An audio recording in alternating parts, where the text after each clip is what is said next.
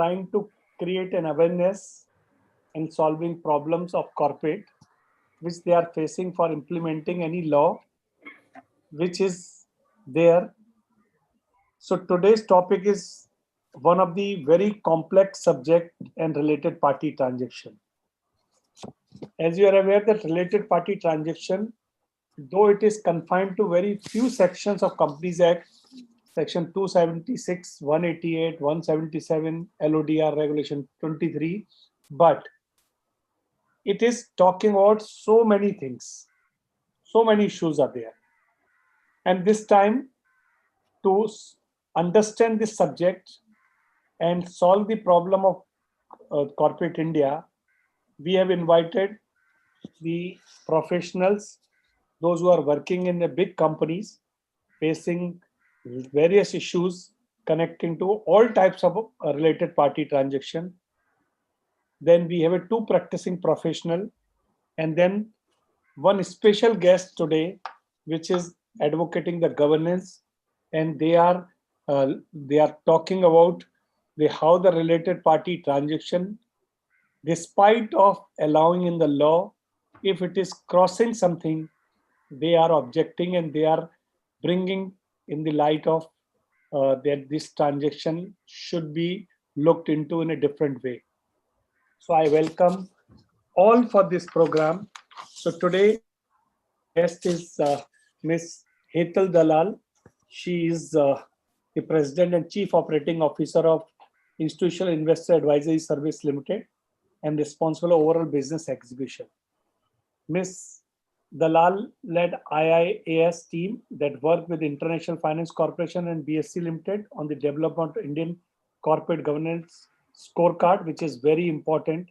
And the first such scorecard which India is based on G20 and OECD principle of corporate governance. And IIAS published the scores of top 100 companies annually, which is an indicator that if you want to invest in a company, the good company is this. Ms. Hetal also provide oversight of IIC advocacy of ESG in India, environment, sustainability and governance, which is now buzzword today. Prior to joining this organization, she was working with CRISIL and she had a held position across several verticals in her last role in CRISIL. She was Director Business Development for Bank Loan Rating. Hetal is a chartered accountant and holds a management degree with a specialization in finance. I welcome Hetal for this program. You are coming first time. So we have invited earlier Mr. Amit Tandon for this program on proxy advisory. I welcome you. Thank you. We have another speaker, Mr. K.S. Ravichandran, who is chartered, who is a company secretary, LLB and PhD, and is the managing partner of KSR and company. He is a practicing company secretary. He has more than 25 years experience, appeared with NCLT, NCLT, and various tribunal on trademark, intellectual property, right? Ravichandran is a prolific writer. He has written various books, more than 1,000 articles he has written. He is a speaker also, and he has given lectures on various forums. He is a member of International Association of IPR and member of expert subgroup constituted by ministry when the company law came into picture. He is the independent director of Kayur Vaishya Bank Limited and co-chairman of Karnataka Council of ASSOCHAM, and he is a member of Corporate Affairs Council of Bangalore Chamber. Ravichandran is in the board meeting of Kayur Vaishya Bank. He is joining shortly. I welcome him for this program. Our next speaker is a person who is a person with knowledge, that Narayan Shankar. He is a company secretary, commerce and law graduate. He is a company secretary and compliance officer and executive vice president of Mahindra and Mahindra, one of the biggest and one of the good company on governance aspects. He is on the board of several companies. He is a member of Secretary Standard Board of India, a Secretary Board of ICSI. He is a member of expert group of review SEBI share-based employee benefit regulation and SEBI issue of cert equity regulation, which SEBI is working on this. I welcome Narayan for this program. He is one of the prolific, he's one of the best speaker who knows subjects in and out. Welcome, Ryan Shankar, for this program. Then we have a Mr.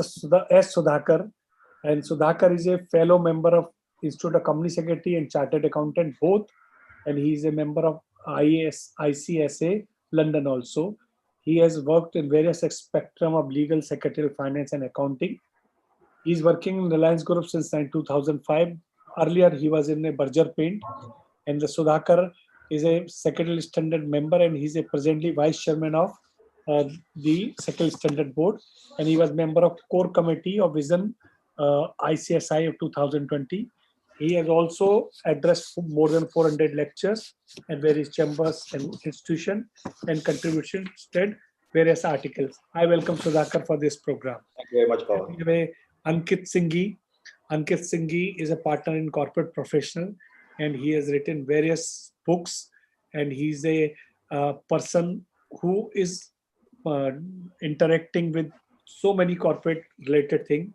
He has worked in various due diligence, acquisition, and he's a partner in corporate professional and under good number of corporates interacting with this.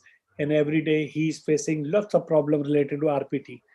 Ankit is a very unique feature. He has a very sound knowledge of IT, and he has successfully conceptualized innovative website of corporate professional relating to the LLP online, Startways, the FEMA India Companies Act, and the Companies Act app also he has worked. Welcome, Ankit, for this program, and we all will be benefited by the presence of all the speakers here. Friends, as you are aware, Indian corporate 70% are family-owned company. And the family-owned company always thinks that this is my company. I can do whatever I want. I can do the way I want to do it. And that's why these related party transactions are creating favoritism, siphoning of fund, non-transparency, unfairness, and issue of accountability. But slowly, we are identifying that our related party is becoming very stringent. And that's why there are so many things SEBI as well as Ministry of Corporate Affairs in the new Companies Act they have brought out. Today, if you see the regulatory framework, Companies Act, SEBI regulation, accounting standard, income tax, GST, so many things are there. Everybody is talking about the related party transaction and they are treating differently. Now, in the related party transaction, in the Companies Act, definition of related party, relative definition, transaction under section 188, related party under LODR, material related party transaction under LODR, and then approval under criteria for granting omnibus approval, that all things has come. Then two interesting definition, that is arm's length relation transaction and ordinary course of business, that is also part of the RPT, which is you can find this is the way out. Related party under section under AS 18 is also defined, and there is some differences of opinion are there. Then some companies have started RPT policy also, and they are following. So they are not only following the law, but they are following more than this law. Then approval under section 88, 188, approval under LODR, that all things are there. So issue is who is related party, who may be come under related party, what transaction come under related party transaction, what materiality we have to see. Every transaction is a related party or materiality should be given. How to do it, who will how to take approval, what are the disclosure, and if we are violating, what is the penalty for this. So this is happening, and slowly moving out a movement of related party. Now related party transaction today, the way things are moving, it is becoming bad. People are thinking that related party transaction is bad, and that's why whenever there is a due diligence of acquisition is taking place, they are identifying if there is so many people on the board of the related party, wife, son, daughter, daughter-in-law, everything, that is a negative point is identified. Even if you have given money to them, you have lent money, it is also not treating that if you are doing transaction, that transaction maybe you are taking some advantage. So the related party transaction today is negative. So the question is, all related party transaction are negative? Answer is no, because now every transaction is governed by good governance. So if you create if you want to create the competitive difference between the amongst the companies, then you have to understand the legality and ethical practice also. The law is not only important, the ethical practice is also important. Letter is not important, the substance and spirit is also important. Fairness, transparency, and accountability to all your stakeholders are there that we have to follow. And now some scrutiny has started on various aspects, and then they have found that non-transparency and non-transparency and accountability was missing. To promote good governance, the buzzword is that you should not follow law in letter, but you follow in spirit. Role of board is very important. Board has to review, criticize, understand, and improve the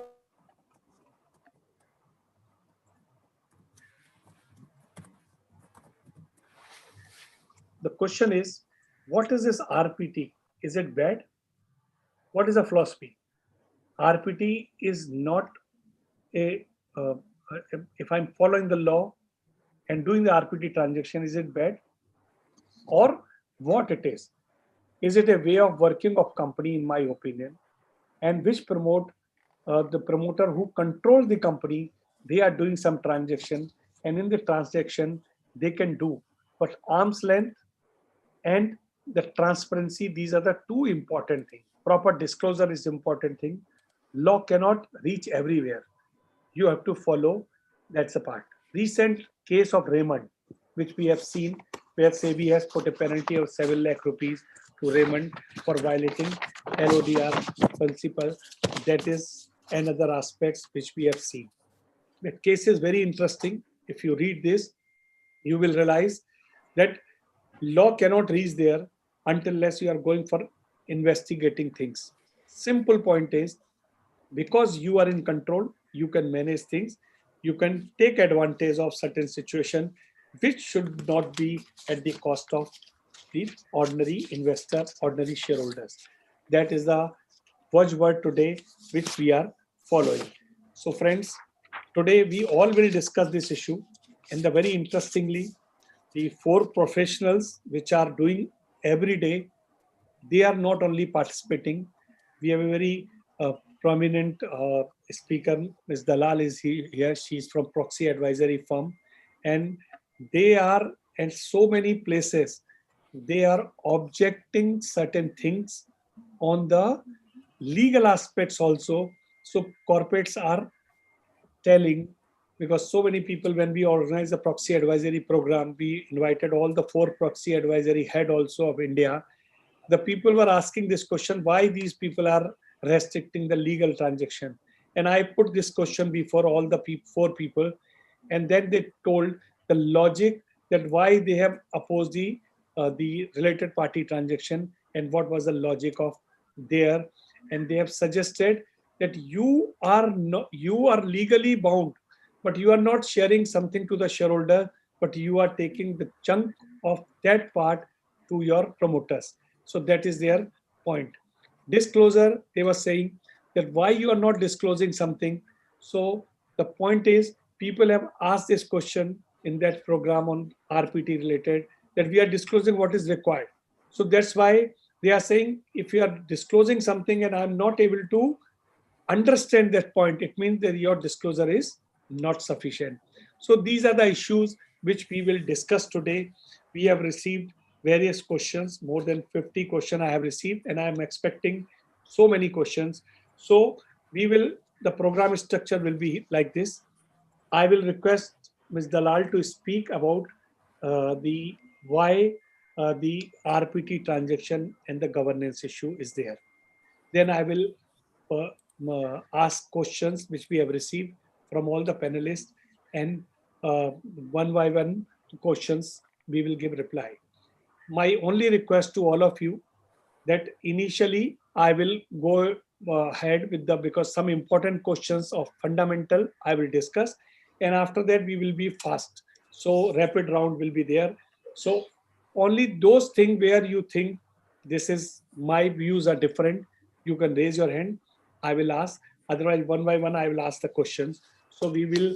My target is that at the end of the program, we can finish all the questions which public is asking, and the people will get benefited.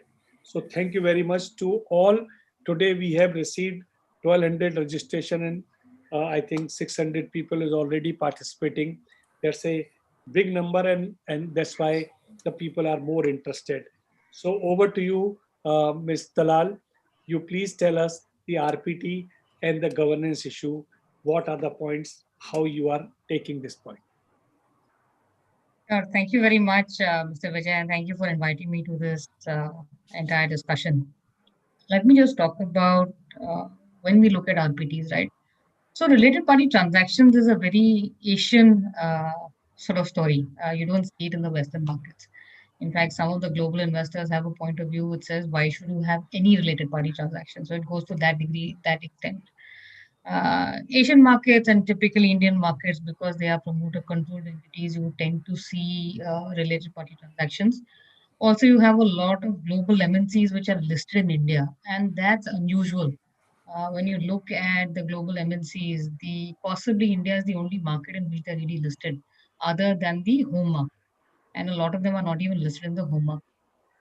So a bit of the regulatory history because of which MNCs are also listed in India, and a lot of the related party transactions happen through MNCs as well. So that's really what related party, the sort of genesis of related party transactions. Now, when you look at related party transactions, are all of them bad? Not necessarily, right? When we look at, so we've looked at over 1,000 related party transactions since the time we've sort of started looking at shareholder resolutions. And today we cover about 800 companies. That's 96% of market cap. So it's pretty much a large chunk of what you would otherwise see. How many related party transactions out of the 1,000 plus that we've seen have got defeated? 12. That's really the number. So by and large, investors don't have such a strongly negative view about related party transactions. How many have we recommended voting against? On an average, it turns out to be that two of the three transactions we actually support. So a fundamental view saying proxy advisory firms are anti-related party transactions is possibly being a bit too harsh on some of us. What do we look at as far as related party transactions are concerned? I think we look at first the genesis of why is this transaction happening. And I'll give you an interesting example and very clear contradiction, right? Look at the steel industry. One of the important elements of sourcing for steel is coal, and they need different grades of coal for the manufacture of steel. You look at Tata Steel, for example, and it sources coal from several parts of the world. They have a 100% subsidiary, which is the centralized coal sourcing arm of the group. So whether it's Tata Steel PSL, Tata Sponge, Tata Long Steel, which is now Tata Long Steel, or Tata Steel International, or even Tata Steel itself, there is one arm which does the entire sourcing for the entire group, and this arm is a subsidiary of Tata Steel. On the other hand, you look at JSW Steel, right? JSW as a group has an entity set up in Singapore, which is owned by the promoter's wife and daughter, which does the sourcing of the coal, which is then used for JSW Steel as well as JSW Energy. So the fundamental structure has to be questioned in terms of why is this entity not being held as a subsidiary of both companies or either company, and why is this being held by a promoter-controlled entity in the first instance? I, Similar instances we see, let's say, with the pharmaceutical industry, right, where you have a manufacturing facility in the listed company, maybe several, but you also have a similar manufacturing facility listed, sort of held privately by the company, by the promoters, and then there is an outsourcing sort of arrangement which tends to happen. Uh, there is, of course, a lot of explanation around why the outsourcing should happen and whether it's at arm's length, all of that true. But fundamentally, you need to ask a structure which says, why does a similar line of business exist with a promoter controlled entity as well as in a listed company? There's just no sort of that needs to be sort of sorted out, and that's the fundamental question we ask when we look at related party transactions. I think the second thing we do look at is, yes, whether it is at arm's length, whether there is, one shareholder that benefits at the cost of the other. And if we believe that, this is a transaction which is, well, in the ordinary course of business, so to speak, and at arm's length, we tend to support these transactions. When do we not support transactions? I think, like we talked about, where we just don't think that the structure is the right structure to have. And we voted against the related party transactions in JSW Steel as well as JSW Energy as far as the sourcing of coking coal was concerned. The resolution got defeated by shareholders in JSW Energy. The second time is when we just don't have clarity. There are related party transactions which come up which have absolutely no sort of limit to the transaction. It's usually a resolution that comes up in perpetuity. So shareholders just don't have any ability to review that transaction over a period of time, or there is just no quantum or cap on the sort of limit being set. It's approved related party transactions with promoter controlled entity A for purchase and sale of goods. Full stop. So where shareholders are not able to either get a sense that this is essentially a transaction which is kosher in terms of the right price and the right transaction, or that they will have an opportunity to review this transaction periodically, is where we tend to vote against. A good example of that is SKF. Um, in SKF Industries, and royalty is part of related party transactions. I'm just assuming everybody knows. So SKF, came up in 2020 with a resolution which said that they would be eligible to pay 5% of its revenues as royalty to the parent company. Um, if you look at it traditionally, the resolution, I mean, the royalty accounted for about 2.5 to 3.5% of sales, because the royalty was being paid on external sales, not on sales within the group. And that is essentially what they also had. But because the regulatory threshold was 5%, they decided that this is a resolution they need to present in perpetuity. So in 2019, they came up with the same resolution and they said that they wanted an approval for 5 years. Shareholders approved it. It's exactly the same resolution which came in 2020 without any guardrails, which simply said up to 5%, but in perpetuity. That resolution got defeated because shareholders just want an ability to review the transaction periodically. It doesn't mean that they don't agree with it. It's just that you can't take away their opportunity to vote on that particular transaction. So these are some of the aspects that we find, investors find critical.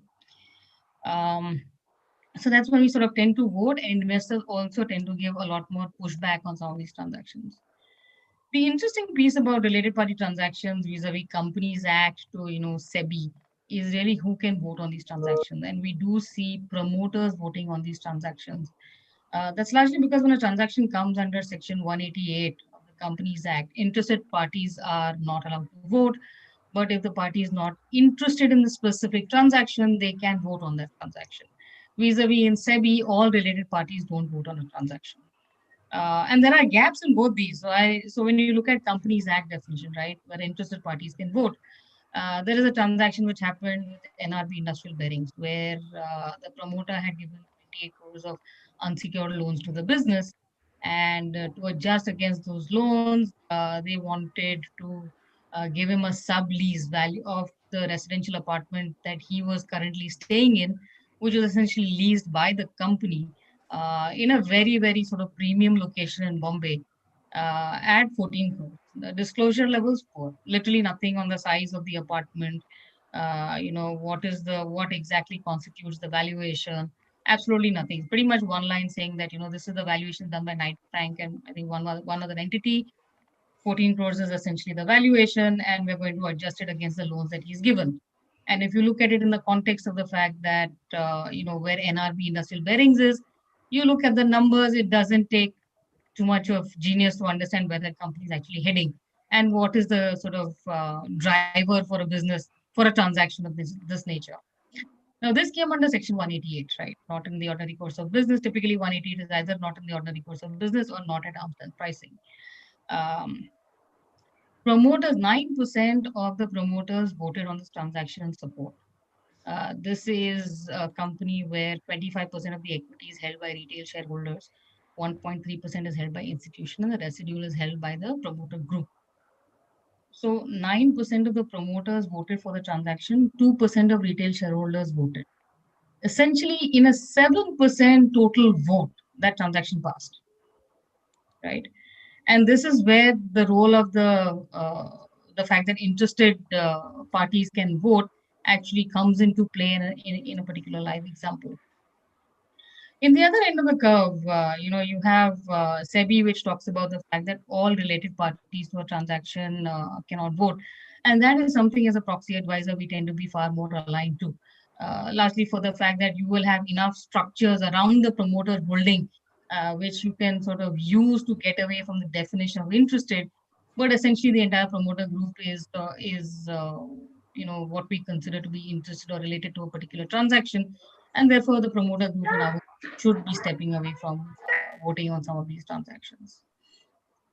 Um, in terms of, when we look at the other piece around related party transactions, right, the other piece that we talk about is the office of profit. And this is really something that we look at more often than not, largely because companies are promoter controlled.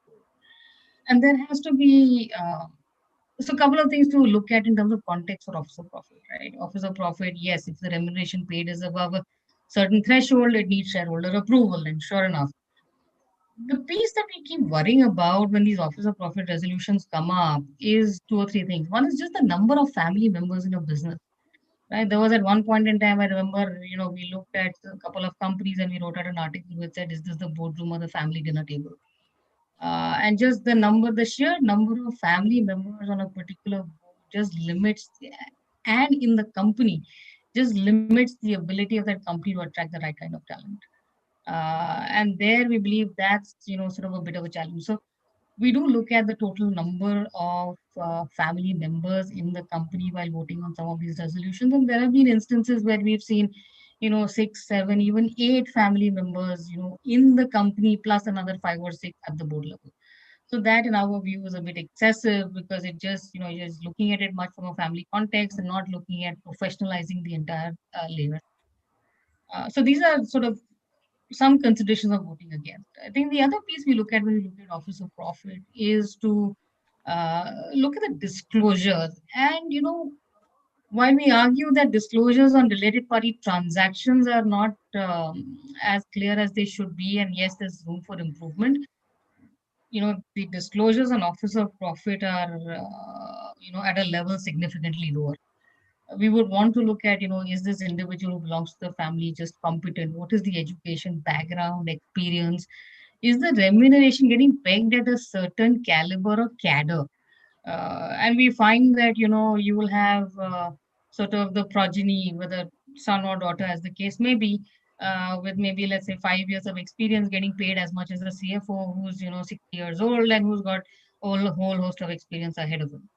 And these are things that we don't like, right? Yes, there is the sort of um, chance that you have by being by value of birth, but at some level there has to be a certain degree of meritocracy here that comes in, and a certain degree of balance that needs to be cast when you're looking at people entering the business, even at the family level. So these are some of the areas that we look at when we vote on resolutions. I think when we look at MNCs, right? MNCs have you look at related party transactions, but even when you look at overall behavior, right? And we've been talking about this whole royalty piece for a long while. We've been writing since 2015, I suspect possibly earlier, I think earlier, on the quantum of royalty being paid out by MNCs to their parent companies, outpacing revenue growth and profit growth. At one point, we also had this royalty signal, right, where we categorize companies into red, amber, and green, where we talk about the fact that, so when you look at MNCs, yes, there's a global brand. There is a value to the brand undoubtedly, right? If you look at Starbucks, it comes to India, you have a bunch of people queuing up. That's largely because Starbucks is a strong brand globally and people recognize it in India. So there's just no taking away from that. So royalty is a legitimate payment, sort of payout, sure. But the question always we ask is how much is enough? And therefore, we look at, is the company's revenues growing faster than the rest of the companies in the industry? Do they have better margins? What does the royalty finally mean? in terms of the actual sort of impact that it has on the particular business. And therefore, we're looking at royalty being linked to revenue and profit growth. And that's over a period of time, this advocacy has, of course, found itself into the Kotak committee and eventually into the regulation where the royalty threshold at 5% of profits need shareholder approval. Earlier, they had it at 2%, then they went back to 5%. But these are some of the aspects of related party transactions that people need to be sort of a little bit wary about. By and large, like we said, right, 2 out of 3 transactions we still support. Number of transactions that shareholders don't support is actually much lower. And I think the fear of related party transactions coming to shareholder approvals is possibly unwarranted. I suspect most investors tend to understand that there is value in some of these transactions, and if they make sense, they do make sense. So that's where we are. Okay. So thank you, Ms. Dalal. You have nicely covered and gave the picture. Uh, Now I will ask the questions. So first I'm starting. Narayan Shankar, Yeah. you and Sudhakar are coming from one of the biggest company of India. And when we are talking about the RPT, an RPT transaction is a big company like yours. How to identify related parties in a big company where you have multiple subsidiaries, joint venture, associate, so many auditors, so many internal auditors, secretarial auditor, KMPs, and the various directors, committees, so many things are there. So how related party you define in a big company which has multiple things? Sure. Thanks, Pavan. And thanks, Hetal, for setting the context. And thanks also for clearing the perception that you're not anti-related party. And in fact, 2 out of 3 is actually supported by your proxy advisory firm. We also came to know that any related party in perpetuity, or if the promoters are going to unduly benefit, or lack of disclosures, will attract negative recommendation from the proxy advisors. Thanks for clarifying that. It really helps. As regards the law on identifying universe of related parties, Pavan, as you have already cleared, you have the Companies Act 276, 177, 188. You have SEBI LODR Regulation 23 and Schedule 5 and Ind AS 24. As far as process flows concerned in big organization, you will have 4 types of process. One, identification of related party and preparation and maintenance of the related party list. Second, process for prior approval of related party transaction at audit committee, board, and shareholder level. The third will come quarterly disclosure of related party transactions to audit, board, and shareholders. Then the other reporting of related party transaction, both in the accounts and to the stock exchanges. But let's first come to the role of identifying related party, which is the most crucial. You can divide it into 3 categories. One at the management level, where you can talk about directors, KMP, their relatives, or the entities which they control or influence, like the partnership firm, private company, public company. The second is at the individual level, all the list of relatives, whether it is siblings, parents, HUF, etc. And the third is at the entity company level. That is, you have to identify holding, subsidiary, associate, fellow subsidiary, other entities controlled by the KMP. The first and foremost for a CS is to ensure that the base document is undoubtedly MBP1. MBP1 today is virtually a lifeless form. It is for the company secretaries to ensure that they fill life into the MBP1. Ask all questions which is required to a certain control, significant influence, whether in the Companies Act or under Ind AS. Second, also ensure that the list of relatives complete even under Ind AS 24, whether it is domestic partner, daughter of spouse, stepdaughter, dependents of domestic partner, and so on and so forth are properly captured. So once you capture at the management and entity level, now we come to the third level at the management and individual level. Now we come to the third, which is at the entity level. Entity level, as you're aware, if you have voting power beyond 20% and 50%, that is majority, it will be an associate or a subsidiary. One point to be considered over here is 47(2) Companies Act.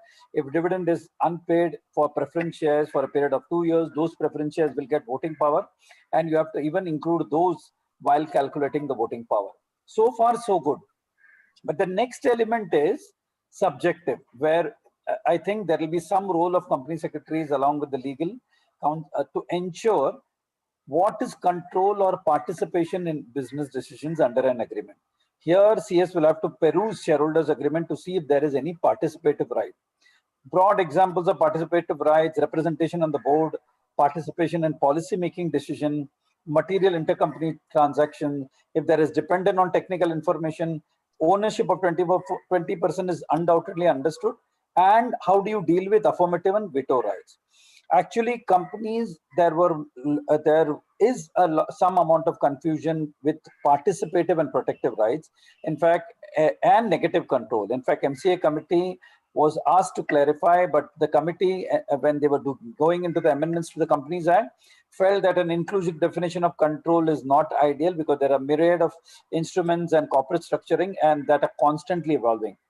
If you see the concept of negative control first came in Shubham when they were acquiring MSK projects, they were acquiring around 18%. At that particular point of time, SEBI held that even protective rights lead to control. However, in an appeal to SAT held that protective rights only lead to negative control and not positive control. SEBI, of course, appealed to Supreme Court, but we expected some sort of decision from Supreme Court, but it did not come out clearly. It was only in Clearwater Partners where SEBI clearly ruled that negative control of protective rights cannot be construed as control.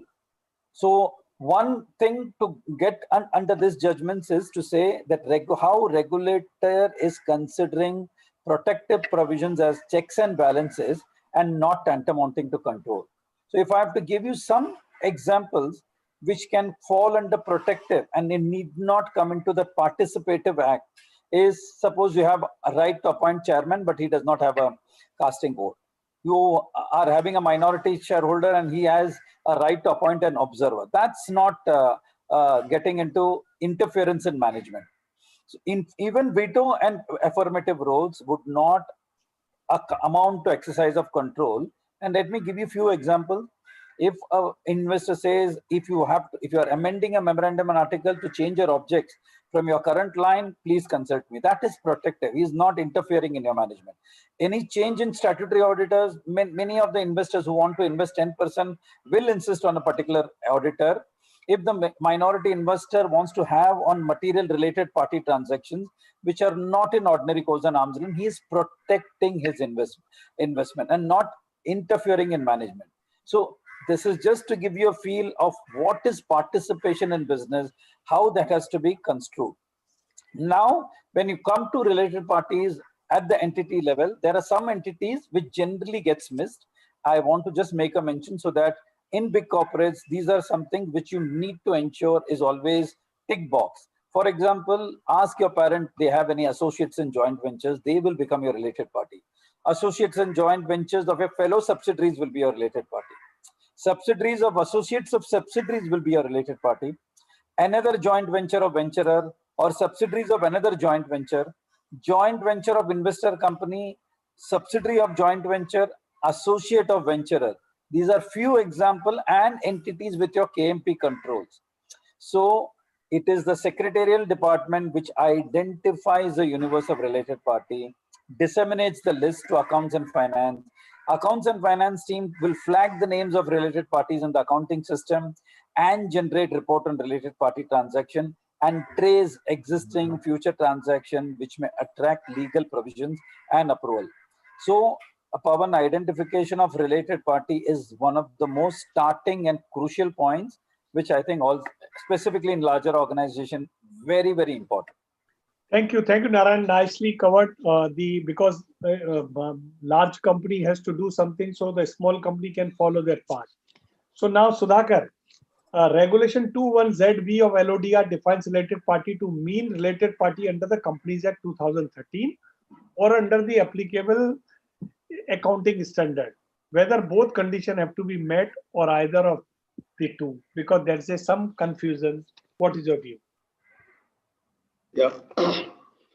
Good evening, Pavan, and all the participants. Let me put a disclaimer first that whatever the views I'm expressing, these are all my personal views. Nothing belongs to the organization in which I'm employed. the same point of time, I also express my sincere thanks and gratitude to corporate professionals for giving me this opportunity.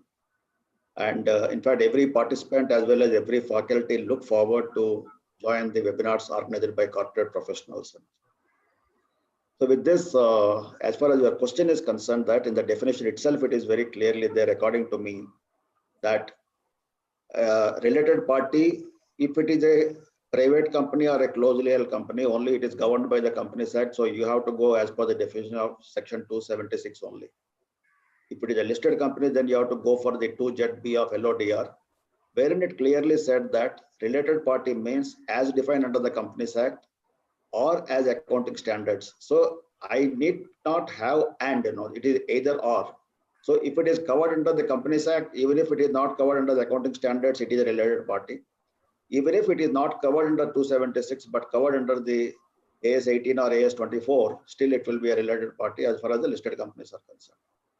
So 2 plus 3 is equal to 5, not okay. So that is the basic. Okay. Narayan, A Limited is an associate company of B Limited. Whether A Limited is a related party of B Limited? Yes, pursuant to 276(8)(a), associate company is a related party. That is under the Companies Act. Even under Ind AS, an entity is a related party. If one entity is an associate or joint venture of other, that's AS 24(9). The question will also arise, if you have to twist your question, you're talking about an A and B being investing in B, and whether B is associate. But can we also twist the question and say whether B is also a related party of A? That can also come. Okay. Under 276, even an investing company or the venturer of the company is a related party. In fact, in 276, they explain that the investing company means a body corporate whose investment in a company would result in that company becoming an associate. And the same you find even in under Ind AS.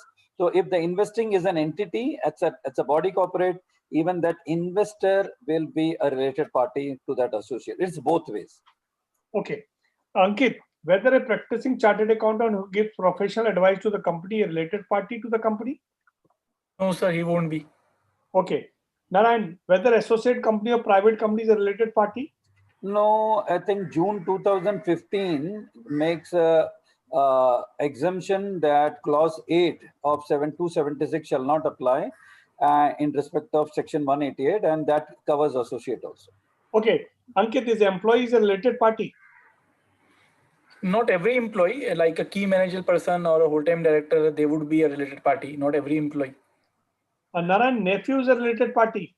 No, nephew is not directly covered under the list of relatives, both under neither under Ind AS nor under the Companies Act. But yes, if the nephew is a member of HUF, then the person will definitely become a related party. Otherwise, no. Okay, Sudhakar, a company intend to take loan from its director, whether such transaction is related party transaction? Here, this is the financial transaction basically. So, and the company is borrowing from the director, and financial transactions are not covered under 188. Hence, it is board approval or the shareholders' approval is not required. However, it is a transaction with a related party. Hence, audit committee approval is very much required. Okay. Narayan, as far as sale of goods of 2003 Act define the goods include shares. Whether selling of shares to related party will fall under the purview of section 188? Yes, Pavan, because transfer of shares to a related party would be considered as a related party. However, this we have debated many times in many sessions that issue and allotment would not be considered as a related party on 188, because under Sale of Goods Act, shares becomes good only upon allotment and not before allotment. Under Ind AS, on the other hand, sale transaction would also come under because it will come under the heading of transfer of resources. For issue and allotment too, it will become transfer of resources because money goes in and shares come in. So Okay. for Companies Act, issue and allotment will not be, but for Ind AS, yes. Okay. Ms. Dalal. Yes. The primary reason for avoiding disclosure of related party transaction by companies is not for ignorance of law and the absence of regulation, but precisely from an understanding of these, which help the companies to structure deal in a manner to avoid detection. Under these circumstances, what need to be done? Wow, that's a loaded and difficult question. See, I think there are gaps in the definition of related party. The regulations become very prescriptive in terms of what is getting defined as a related party, and therefore there are gaps in the definition. So I'll give you a quick example, right? Healthcare Global, I think in 2018 or 17, a couple of years ago, acquired a hospital from one of its promoters. Now, promoters are not defined as part of related party. Subsequent amendments to LODR said that promoters with a shareholding of 20% or more become related parties. But this is a promoter who had 1% shareholding. So therefore this promoter sort of did not technically get classified as a related party, but was very much a related party. And the transaction sort of took place without shareholder approval. At the only point in time the transaction came to shareholder approvals when the company decided to issue shares to that particular promoter on account of the entire acquisition of the hospital or the specialty unit. And therefore, this becomes something which was outside the purview of related parties. So I think the piece is that the entire definition of related parties become very sort of narrow. The other piece that the regulation doesn't address is the transaction which happens through the subsidiary. Vedanta is a classic case of that. In 2015, they had this whole transaction with Kane, where Kane gave a $125 billion loan to Vedanta, which was used to refinance debt, which Vedanta had raised to acquire Kane. So it was self-financing its own acquisition. Similarly, recently you've just seen the $1 billion support that the foreign subsidiary of Vedanta has pledged to the parent company to support the debt of the parent company, which has actually no correlation really with Vedanta as a listed company, and therefore is not in the interest of minority shareholders. So the regulation has gaps, right? It's not an all-encompassing, it solves everybody's problems and provides that degree of clarity. Yes, there are gaps. I think the whole piece really is two, right? One is to say what is the intention of management, or what is the intention of promoters, and you can't really regulate intention. And that's the question that board members need to ask. That's the question that investors need to ask. That how do you look at the integrity of the promoter group? How do you look at the strength of the board? The other piece is also possibly having a little bit of structure in the process. And we were talking to last week I was talking to the board member of one of the sensitive companies, and they said for every transaction, related party transaction which comes to the audit committee, or every transaction actually which comes to the audit committee, there is a box which gets filled on what is the interest of the promoters have, is there any beneficial interest, and what is the kind of beneficial interest in the degree and the quantum and all of that, if at all it gets explained in every single sort of transaction which gets put up to the board and the audit committee. So some of these internal practices, I think the board needs to push through in much more rigor. Some of it investors need to be careful about, but after a point in time, regulation cannot be the answer to everything. It has to be looking at spirit over the letter. Okay, Ms. Dalal, I will ask you at the last, what are the gaps? Please suggest, jot down your points. So at the last, I will ask you, and as per your point of view, what are the gaps? Okay, Ankit, a private limited company whose main business object is real estate activities and enter into various agreements to sell immovable properties in the ordinary course of business, and all the transactions are at arm's length. Is the company required to disclose each such transaction in Form AOC2? If there are arm's length, there is no requirement. Only material transactions needs to be disclosed in AOC2. So if they have any materiality policy to determine these transactions as material, then they have to be disclosed in AOC2. But they are doing in a normal course of business. So there are two requirements in AOC2. One are in ordinary course and arm's length, and one are not in those but are material. So they will not part under the first part. Under the second part, if they think they are material transactions, they have to disclose. So Sudhakar, Narayan, you have any view on this, or Ankit is right? No, yes, I agree. Okay. So Sudhakar, whether rendering to professional service by a director would attract provision of Office of Profit? If yes, whether it is also attracting the provision of Section 188, availing or rendering of any services? If a director is rendering any professional services, it is under 197(4) it is permitted. So what happens is the nomination and recommendation committee has to examine that the services what the concerned director is rendering, they are professional in nature. If it is so under 197(4), the board has to approve those the transactions. In such case, it doesn't fall under 188. So no board approval is as such under 188 is not required, but under 197(4) it is required.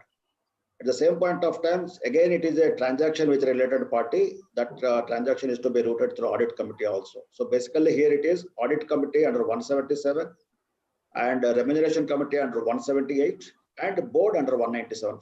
These are the three approvals what is required. Okay. Ankit, whether remuneration and unsecured loan to directors are covered under related party?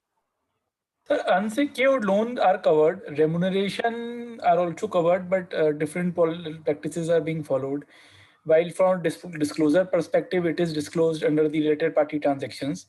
But approval wise, since a lot of the companies take approval of NRC, so they don't take approval of audit committee.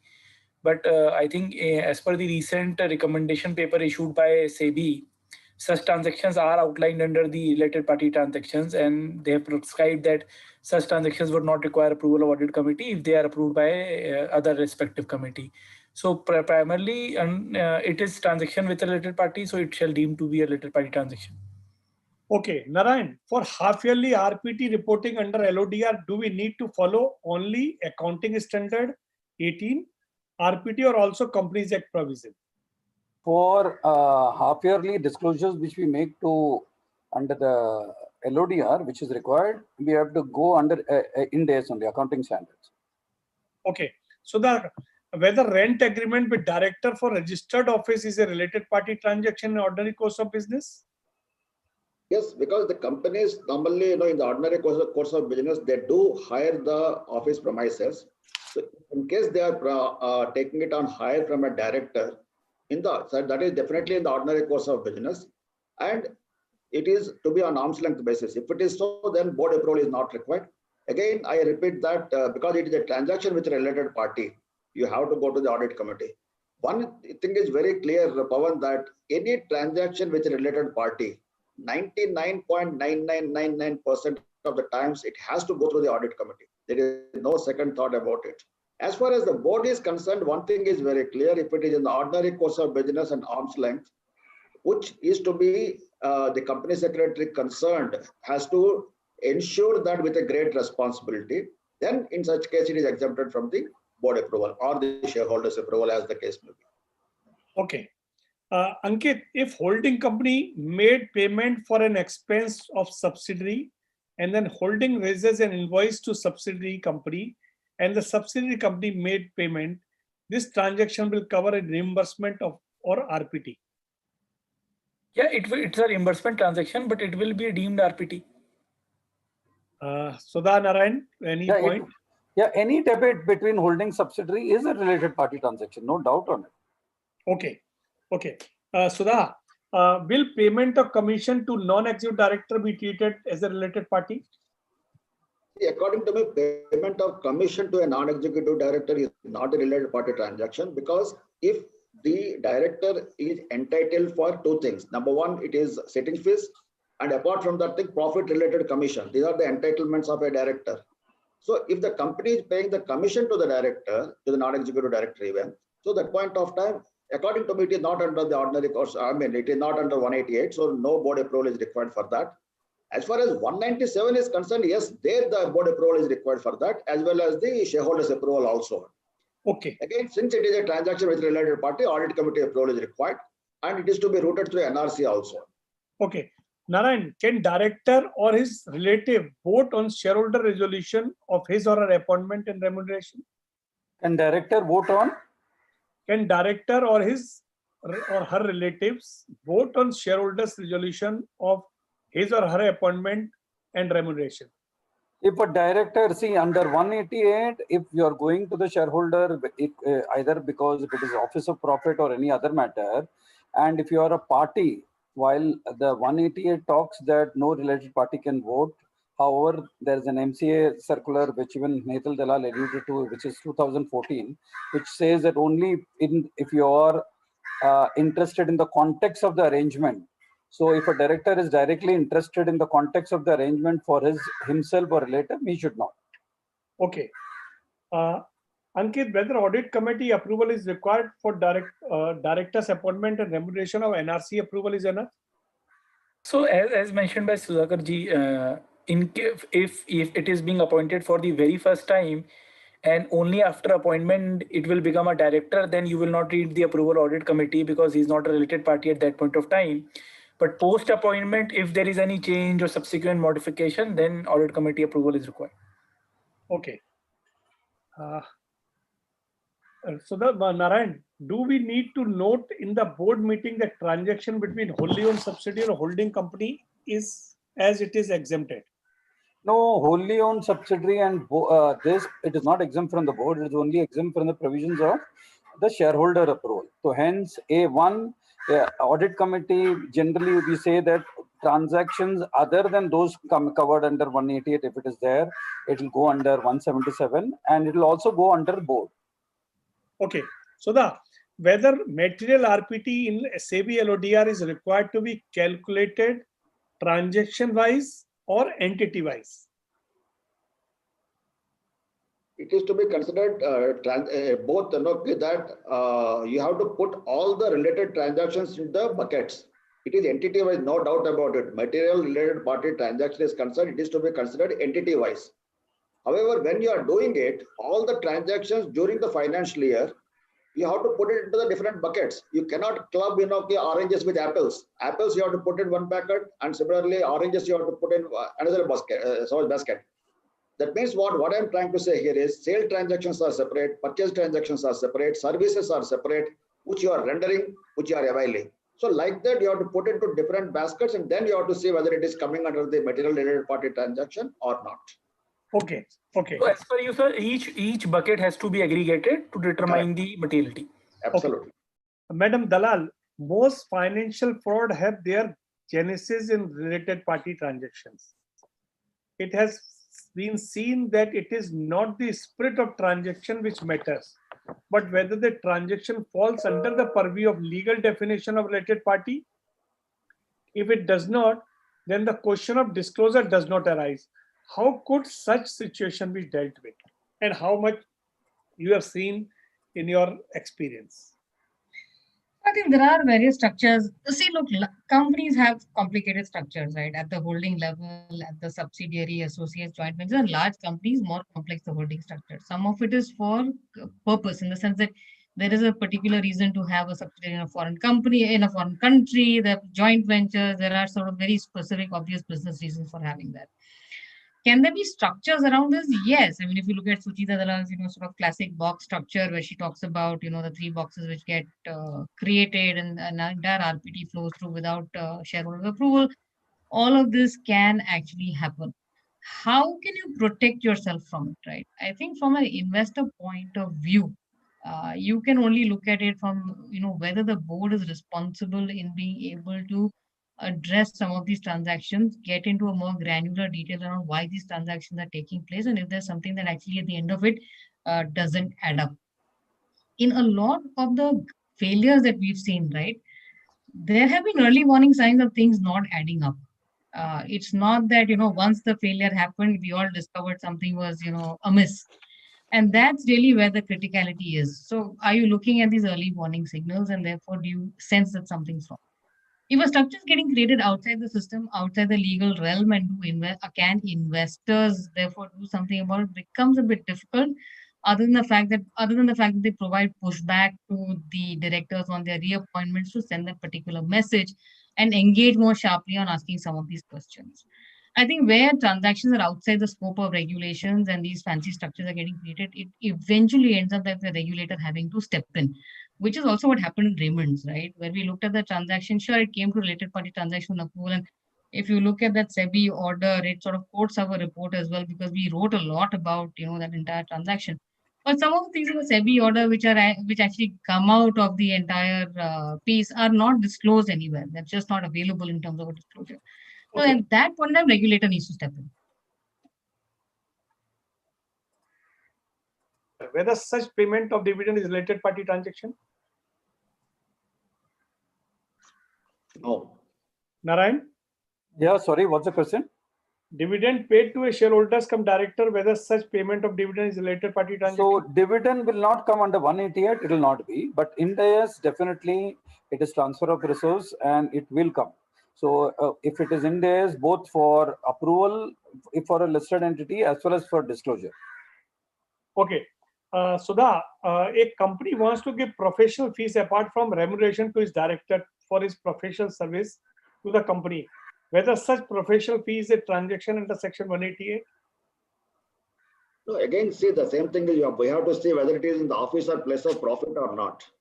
So any services which are rendered in the professional services, if that the NRC committee is coming to a conclusion that their services rendered are professional in nature, then it doesn't fall under 188. It falls under 197(4) only. I think we have answered this question if I am not wrong.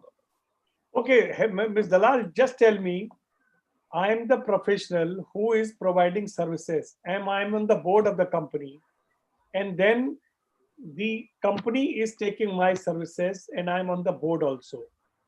Now, if I'm not favoring the company, do you think that they will give me the work, or my independence is compromised, and this should come in the related party transaction? Even then, we have given the exemption by amount.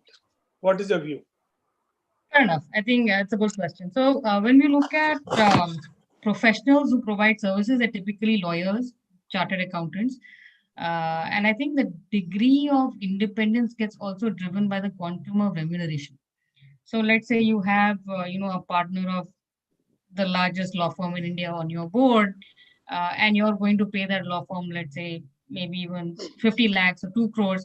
You need to look at what is the degree of dependence and whether that will actually influence that particular director's point of view or ability to become objective. Where you have representatives of large firms, that doesn't tend to be a very large amount. But I must tell you that there is a growing sort of view amongst investors that there should actually be no sort of relationship between board members in terms of business or professional services. One of the interesting examples on this is in escorts. They had a director who was an ex-employee who was then providing some sort of services for the CSR business, and that resolution did get defeated in terms of the entire sort of system. So investors are providing this degree of pushback. Does it raise questions around independence? I think the degree of the relationship does raise questions around independence, and it is certainly something one should look at. Okay. Sudhakar, in consolidation financial, does it require it disclose the RPT of standalone entities as well? If not, why? Or if yes, why? No, in case of consolidation of accounts, you have to both disclose the standalone financials. The disclosure is required under AS 24 or AS 18, whatever it is applicable. Okay. Ankit, now we have 30 minutes left and we have so many questions. So my request to all, very short and to the point. So we can cover most of the question, and all the question which I'm asking you, they are majority yes and no question. So we can give short answer now. Okay, Ankit, will a preferential allotment of shares is a related party be treated as a related party transaction? For listed company, yes. Okay. Narayan, will providing corporate guarantee to a bank by a holding company for a loan availed for a subsidiary company attract the provision 188? So guarantee will not come under 188. It's neither goods nor services. But yet for a listed entity, yes, because it will come under Ind AS, because Ind AS, one of the definition of related party transaction is transfer of obligation. The holding company is transferring obligations of the subsidiary, and hence it will definitely fall. Okay. Well, Sudhakar, whether a leave and license agreement will be counted as leasing of property under Section 188(1)(c)? No, leave and license and leasing of a property are two different things. So leasing is only covered under 188 and leave and license is not covered. So in case the agreement is only for leave and license purpose, it doesn't fall under the 188 purview. Okay. Ankit, whether the buyback of shares from related party would attract the provision of Section 188, selling or otherwise dispose property or any kind? Sir, I don't think so, because it's a transaction from the shareholders as a whole. So it won't be called as a related party transaction. Narayan, an employee who is also relative of a director is proposed to be paid a hefty bonus by the company. Examine whether such payment of bonus will be treated as a related party transaction. So I don't know the really answer for hefty and all, but generally whenever you're paying bonus, bonus is being paid to all the employees on a standard, so it will qualify for arm's length. But if you are paying a particular person a bonus which is much beyond what you are paying, then arm's length will have to definitely be seen. Okay, Narayan, Sudhakar, will making investment in subsidiary company be considered as RPT under Section 188? If yes, in which category of transaction would it be? Financial transactions doesn't fall under 188, but certainly it is a transaction with related party and it falls under 177. Okay. Narayan, will transaction of transfer of shares by company to joint holding company with the KMP for maintaining 7 years, minimum 7 members, be considered as RPT? Yeah, irrespective of beneficial owning, we'll just keep that aside. The moment you're transferring a share from your single entity level to a joint holding, although the joint holder will merely be a nominee, you will still take approval. It will be still a RPT. Okay. If it is a KP. Oh, sorry. Okay, Ankit, will transaction for payment of dividend of holding company be considered RPT? Or payment of dividend to I don't think so. If for disclosure purpose it will be, but not for the purpose of related approval. Okay, Sudha, deemed related party under Section 2ZB of listing regulation covers any promoter entity holding more than 20% shareholding in the company. Can such DRP claim that it has no control or significant influence over the listed company and not consolidate the listed company account, although listed company being associate in terms of voting power, but no significant influence and control? Can we say this? The person who is holding 20% has no influence. I don't think so, because see, the moment a person is having more than 20% or more, technically it is considered you have a control on that thing. If you say by merely I don't have a control despite the fact I'm having 20%, I don't think it will be accepted. Okay.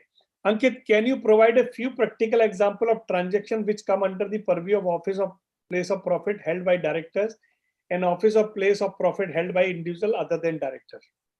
So office of place of profit other than directors is very clear. Either any related party is being appointed to any kind of an employment or any kind of a contract, it will be deemed to be an office of place of profit. With respect to directors, I think in my view, any contract or additional services which you are taking from any director and for which you are paying or making any additional payment, that will deem to be an office of place of profit, because he's getting much in addition to what is eligible and he's providing separate services for the same. Okay. Narayan, whether we have to enter the detail of each transaction in the same or only the details of contract are required to be entered, because many companies enter each transaction taking place during a particular month in the same. So what is the practice you are following? Entering it where, sorry? Register of members. We have to enter the details of each transaction in the same month or only the details of contract? I think, but sir, the question is for entering in the register of contracts. Details of contracts. Ankit, what is your view? Register of contract, it is very clear. The prescribed nature of transactions are under Section 184, subsection 2 and 188. So in 188, only those transactions which are covered under 188. So if these transactions are happening as and when they are required to be entered in the register of contract. Yeah. Again, the question I'm asking, while related party list is different for Companies Act, Accounting Standard, AS 18 and LODR, which comprehensive list should be followed? So if you are a listed entity, there is no choice. You have to follow a list combining the Companies Act, 2(76), holding subsidiary plus the Ind AS list. And if you are an unlisted, Ind AS is only for disclosure and not for prior approval. Okay. Sudha, if promoter which hold 95% equity of holding company, that is a private company, acquires 90% shares of the subsidiary company, private company, will this fall under RPT? If you're acquiring shares, yes, it falls under RPT. Okay. Any different view? Ankit Narayan? Okay, So now shares will be a movable property, and subsidiary would be a related party for that promoter. So it will be a related party entity. Okay, Ms. Hetal, tell me how important the role of the independent director in respect of related party transaction. What if independent director fails, which we have seen in so many cases, to play their role effectively for whatever reason? In the event of a failure of the audit committee or the board, investors need to step in and ask for a refreshment of board. They can either file for removal of director or vote against the reappointment. But at all points in time, investors then need to step in. If there is periodic failures on the part of a single board member, and you see this repeatedly, investors are advised then not to vote on their appointment in any of the other subsequent votes. Okay. Ankit, all RPT limit need to routed to audit committee, and once approved, that is valid for 1 year. Generally, companies approved at once in a year. What happens if the next meeting is planned after 1 year? How does the aspect is planned by companies to take care of this particular requirement? Because 1 year period, you have to see this. Sir, in such cases, generally company takes the approval at the end of the financial year for the transactions which are supposed to begin during the next financial year. Because these transactions, I think the question is specifically about omnibus transactions, which are very frequent, and approval has to be taken every year.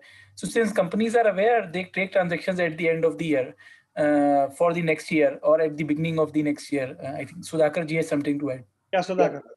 Only thing I want to add here is that company need not, some people may say, I don't have any audit committee meeting in the month of March. How can I get the omnibus approval for next financial year? Omnibus approval can be taken by way of a circular resolution also. That's why before 1st April of next financial year, you should have your omnibus approval in place. Without that, you should not enter into any transaction. So in case you are not having an audit committee, omnibus approval can be taken by way of a circular resolution also. Okay. Narayan, whether payment of fees for independent director database bank by the company's related party? Payment, first of all, you cannot pay anything on behalf of the independent director. The independent director has to himself, because if you pay, you can get into a pecuniary relationship. So the question doesn't arise. The independent director should pay himself for registering in the independent director's data portal. Okay. In fact, Pavan, let me add one more thing. What Narayan said is correct, absolutely. But sometimes it so happens when you are registering on behalf of the independent director, even if the company pays or the company secretary pays from his pocket, he should get it reimbursed. In case the company is paying that, you deduct that thing and the next sitting fee which you are going to pay to the director, that is perfectly in order. Okay. Ankit, ABC Private Limited has a non-executive director who is employee of the consulting company. ABC Private Limited has a transaction with the consulting company. Number 1, does that transaction need to be reported in RPT schedule? Number 2, does ABC company need to have that transaction approved in the board meeting? Sir, approval of transactions will definitely depend upon 188. So if it's not an arm's length or ordinary course, it has to be looked into that. But we also need to look into whether this will be treated as a entity or not. One of my employee is a director in that entity. Yeah. So I don't think one of my employee being a director in that entity will make that entity as my related party. Okay. Narayan, should revision of sitting fees to director also need to be approved by the audit committee of the board? Revision, if it is a revision of sitting fees, it will not come under 188. It will come rather under 197. That too, sitting fees is as per the slab, and it will not. Okay. Sudha, the limit prescribed for RPT will be calculated excluding the applicable GST or need to be considered while determining the limit? I take including the GST. You cannot exclude that particular thing. That in case, say sometimes people may say that why GST have to include in that and all. It all depends on that even if you exclude GST, also still I can argue the matter. Okay. Okay. Narayan, this is threshold limit. Is there any threshold defined mentioned under Companies Act for materiality of RPT under SEBI LODR? There is some threshold mentioned. So in Companies Act, Yeah, there are, Pavan, there are thresholds mentioned both in the regulation 23 and rule 15. As you're aware, as far as listing regulation is concerned, if any related party transaction crosses 10% of the consolidated turnover, it is material. And if it is material, it will require shareholders' approval. And similarly, under the Companies Act, rule 15 specifically will bifurcate under each. For example, goods, it is 10% of the turnover. For services, it is the same. If it is property, it is 10% of the net worth, and so on and so forth. So those limits you'll have to take care. Okay. Sudha, if any transaction attract two clauses, like say one is clause D, availing or rendering any service, and other is clause G, underwriting the subscription of any securities of company, which threshold limit should be taken in this in such case? Whatever the transaction is there, the applicable threshold limit you have to take it. If it is, say, for example, services you are rendering, it is 10% of the turnover. And if you are saying underwriting commission, what is the second one you said? I'm saying underwriting the subscription of any securities of the company. Yeah, I think if I am not wrong, for that it is 10% of the net worth. So no, 1%. Underwriting is 1% of the net worth. Yeah, 1% of the net worth. So I mean, what I'm trying to say is that for the respective transactions, respective threshold limits are to be taken. Accordingly, if it is crossing, you have to go to the shareholders for its approval. Okay. Now, some question on ordinary course of business. Okay. Now, Narayan, will making investment in shares of a subsidiary company be considered as an ordinary course of business for company whose main business activities providing service manufacturing? So investment in subsidiaries, correct? So Yeah. what you'll have to see is activities which we say broadly in ordinary course of business. How do you determine whether you say is the activities as part of your object clause, it is in furtherance of your business, is it based on your past practices? So if you have a business model of saying that you are a manufacturing and an investment company, that means you have manufacturing activities on your own and you also have, say, multiple subsidiaries in hundreds. So that is your business model, and investment in your share, in the shares of your subsidiary, will be as part of your ordinary course because it will be furtherance of your business model. Okay. So welcome KSR. So I'm asking question, what is the meaning of ordinary course of business under section 188?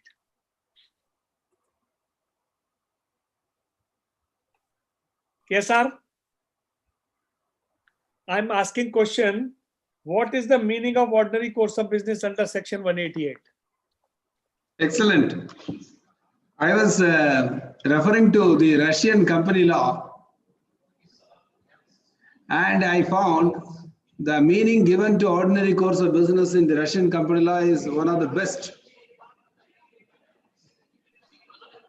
What is the best?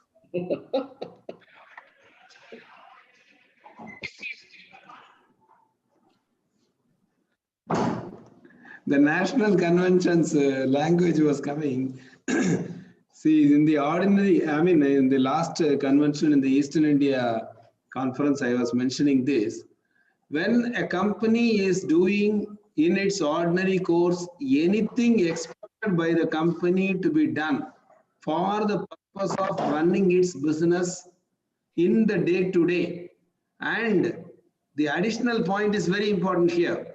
And a company of the same business, of the same nature, if it does some activity in its ordinary course, that should be deemed to be the ordinary course of business for all the companies of that business.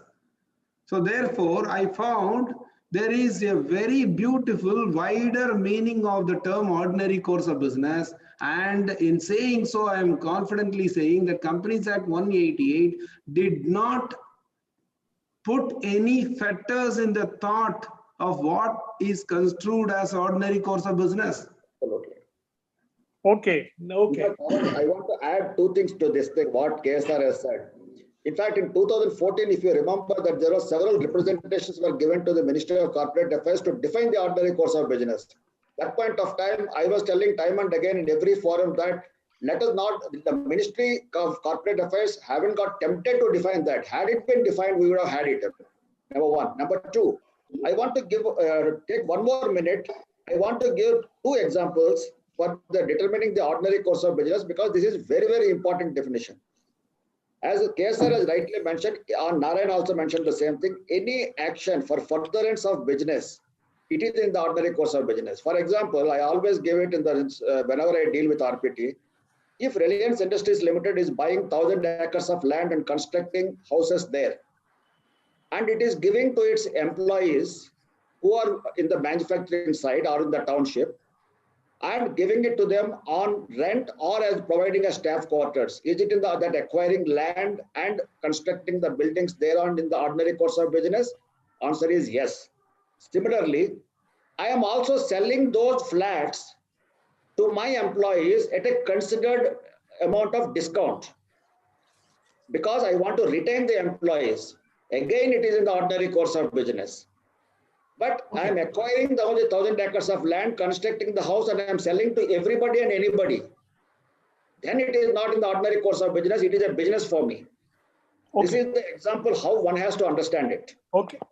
Good, Sudhakar. I think KSR has given a new dimension and better things. Ankit, who determines that the transaction with related party is in the ordinary course of business, board or audit committee? I think, sir, first the audit committee should determine, because if they determine it's not in the ordinary course, then it will not. It will go to the board. So first, I think it is the responsibility of the management to determine. Then they should take it to the audit committee. The committee should further consider and deliberate on it. And if they are okay that it's in the ordinary course and arm's length, then they can approve it, and management can avoid to take the approval of the board. Otherwise, if the audit committee is of the different view, then it has to take to the board.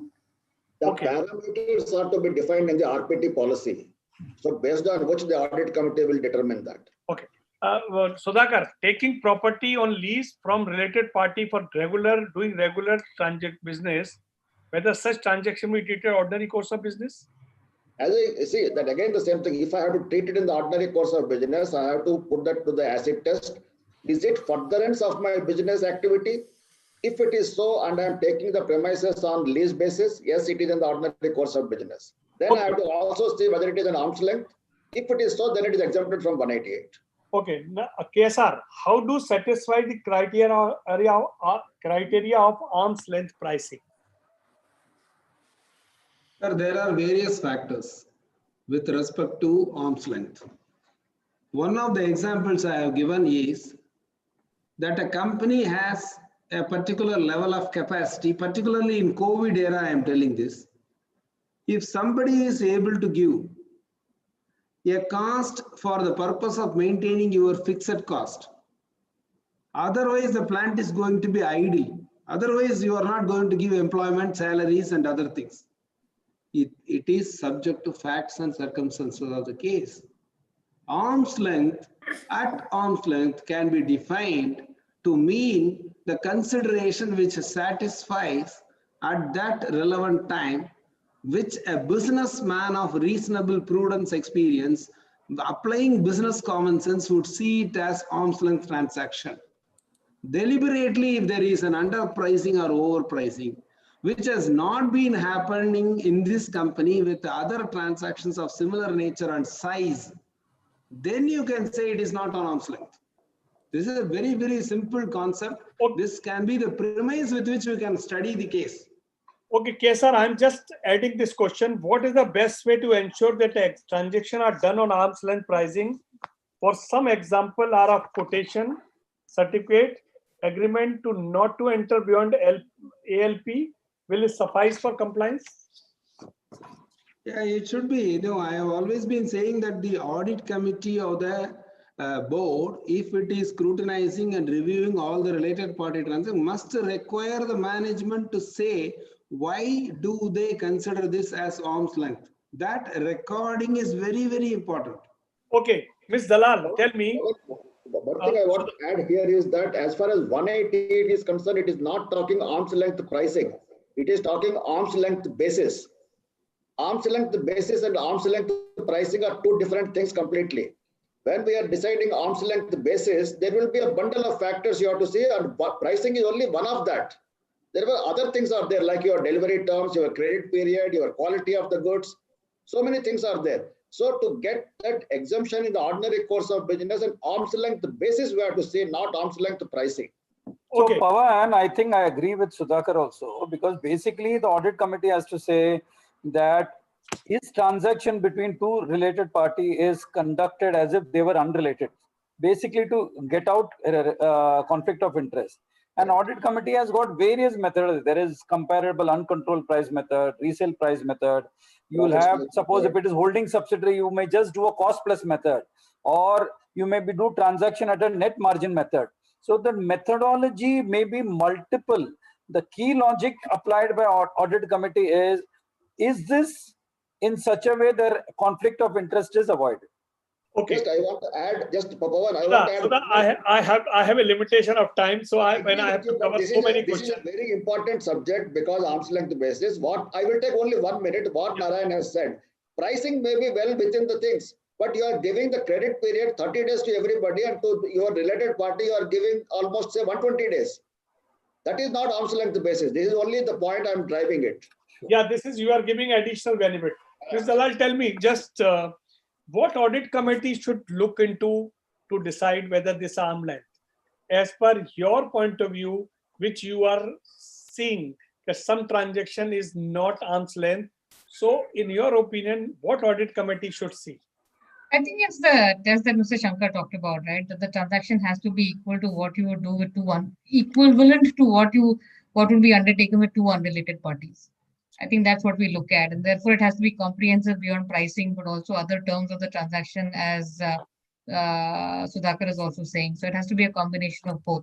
At the end of the day, you're trying to ensure that one set of shareholders are not benefiting out of this transaction vis-a-vis for the entire set of shareholders. Okay. At the end of the day, I am reminded about a 1925 decision of the Chancery Division in City Equitable Fire Insurance case, wherein it was very clearly said by the court, 1925 I am saying, that the director must not only act honestly, but also show that he has acted diligently.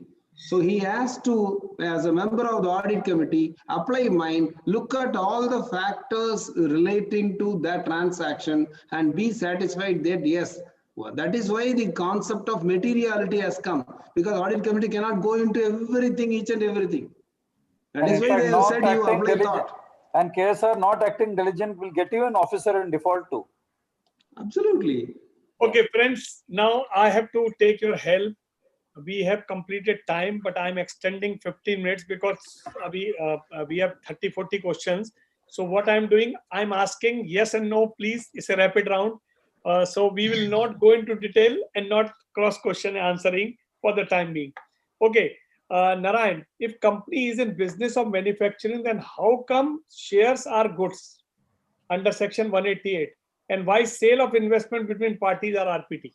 No, as Sudhakar has already mentioned, it will, any sale of shares between two related parties is under shares are goods under sale of goods. And I told shares become goods only after allotment, and any transaction of shares between holding subsidiary or two related party will be a related party transaction. Okay. Sir, otherwise also shares can be treated as movable properties, so it will cover under that clause. Absolutely. Also. Okay, Ankit, is office or place of profit under section 188 prescribed limit of rupees 2,50,000 per month, taking together or individually? It's per month. How do you answer it, yes or no, yaar? Okay, we'll forget this question. This question is incomplete. Okay, KSR, whether transactions which are in ordinary course of business and are at arm's length have to be entered in the register of contract. If the transaction is arm's length or ordinary course, you have to enter into register or not. How will you apply 188? Where a transaction says it is 188 is applicable, it is required to be recorded in 189. Okay, so that's right. Sudha, there are credit balance of MDs and ED, whether it is a related party transaction. Credit balance has arisen out of a transaction. We have to see which transaction it is. Definitely a transaction with a director is a related party transaction. Relevant compliances are to be done with. Because I have given a loan and I have given something and I'm not taking him and it is lying there. It may be some transaction, but every transaction with a related party is a related party transaction. So necessary compliances 177, 188, depending upon the transaction. Okay. Recently, Madras High Court in Vikramjit Singh Obrai case has held that the payment of royalty for use of trademark is not a related party transaction. Okay. Narayan, if Yeah. transaction is between two companies belonging to same promoter group, should be promoter who is holding company to both related parties be allowed to vote on shareholders resolution? So If again, depending whether if you are going under the listed regulation, no listed party can, no related party can vote unless if you are voting against. Under 188 2014 circular, we discussed in the beginning also, we're saying it has to be seen in the context of the agreement, and hence if there is a transaction between two subsidiaries where the holding company is not a party, I don't find anything wrong in under the Companies Act. The related party voting if he's not a party to the contract. okay, Ankit, can holding company related party under the act vote on shareholders approval of dividend under section 188? The dividend doesn't fall under 188. Okay, Sudha, both section 177 of the act and regulation 23 of SEBI listing regulation mandate prior audit committee approval for all RPT. What is the recourse available to the company in case it has entered into transaction with RP without audit committee approval or in excess of omnibus approval provided by the audit committee? If it is not exceeding 1 crore rupees within 3 months, the transaction can be ratified by the audit committee. If it is not ratified, then the concerned director has to indemnify the company. And similarly, if it is more than 1 crore rupees, the audit committee cannot even ratify the transaction. So whoever is the person has incurred the transaction without audit committee approval, he has to indemnify the company to the extent of the losses what it has incurred. Okay, Also KSR. penalty. Yeah. Of course, that is all penal provisions are anyway it is there. KSR, in view of the rule 15, should holding company pass shareholders resolution where applicability of RPT with wholly owned subsidy under section 188? Absolutely. Holding company ke liye, yes. Okay, Narayan, what is the recourse available to a company in case of director fails to submit his or her disclosure on related party and the company has entered into transaction with such party prior to receipt of director's disclosure without audit committee and board approval? So as far as the company is concerned, it will go, the company secretary is concerned, he'll go only based on the MPP one. So if in the MPP one, the director has not given the disclosure, it will not be a related party. It will neither go through the rigor of audit committee nor the board. Okay. Ankit, should company take prior approval of shareholders before executing contract PO agreement into RPT, or can company execute agreement but the subjective condition of shareholders approval? Sir, if it's a transaction under 188, it's a prior approval.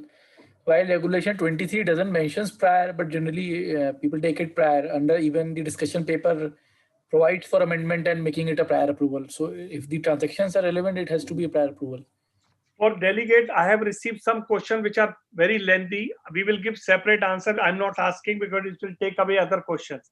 KSR, is no approval either of the audit committee, board or shareholders required for related party transactions which are in the ordinary course of business and arm's length? Okay. Not able to follow. 188 subsection 1 says nothing in this section shall apply. So there is no way you can apply any provision of 188. But Okay. 177 is different. Okay. Sudha, while approving RPT, if out of 3 directors, 2 are related party, how resolution can be passed? Take it to the shareholders and get it approved from them. Okay. Narayan, if there are 10 RPT, whether the audit committee approval should be separate resolution for each transaction or single resolution will suffice? It doesn't make separate or single. You can even have single, provided all 10 are listed out. Okay. KSR, we have seen many companies seek shareholders approval for RPT in 2020 AGM by special resolution. What happens if these resolutions are defeated since the law requires ordinary resolution? There is no way if a resolution is required to be passed as a special resolution as per the notice, it is stated as special resolution. If it is defeated, we have to suffer the defeat. It cannot be deemed as ordinary resolution on the basis of voting. What is your view, Ms. Dalal? Some companies are proposing resolution as a special resolution, though it is not required by the law. Yeah, we've actually seen that it was not required by law. See, special resolution is a higher threshold. Obviously, it makes more sense from an investor standpoint, but we're actually okay with an ordinary resolution as well. Okay. Sudha, where a board meeting is held prior to audit committee meeting and the board approves a transaction with a related party, can the audit committee approval be taken simultaneously? If the board approves before the audit committee, the circumstances may so warrant. That means, you had your board meeting first and then subsequently audit committee meeting. But according to me, it is not, I mean, it is irregular basically. But one thing is definitely there, audit committee approval subsequently is to be taken. And without the audit committee approval, you should not enter into the transaction. Okay. Narayan. May I clarify one point in this question, sir? The question is very hypothetical in nature because under the Companies Act itself, the time is given for getting it ratified also. So why would the board unnecessarily stick its neck out and hurriedly pass a resolution when the provision is there that it can be even ratified later on? There is no way the board is required to do this. Okay. Okay. So there's a good governance which the KSR is proposing. Okay. Narayan. Yeah. What are the factors that audit committee shall consider while granting omnibus approvals? So omnibus approval, there are various categories, various points which are already mentioned in Rule 6 as well as it is mentioned in LODR. We have to follow strictly. It is quite a templatized one. Okay. Sudha, how does the audit committee deals with the unforeseen transaction under omnibus approval? Under omnibus approval, when you are getting the criteria approved by the board, you can always provide that unforeseen transactions up to 1 crore rupees, you can take the permission. Okay, so that definitely gets covered. 1 crore rupees per transaction it is not for the whole financial year. Okay. Up to 1 crore rupees, you can give a general permission. Okay, KSR, what is the interval that the audit committee shall review the transaction approved under omnibus approval, and what, if any, transaction is exceeding the limit granted under omnibus approval? Number one is that it is an yearly annual ritual. All omnibus approvals are every year it is reviewed. Number one. Number two, if the limit has improved, if the limit has exceeded, anyway the board approval is necessary. At that time it will be taken care because nobody can precisely say that this is how it should be done. There is no prohibition for ratification of the exceeding of the limit. Okay, Ankit, how to ensure that omnibus approval limit given by audit committee not breached, and what is the recourse for the same if breached?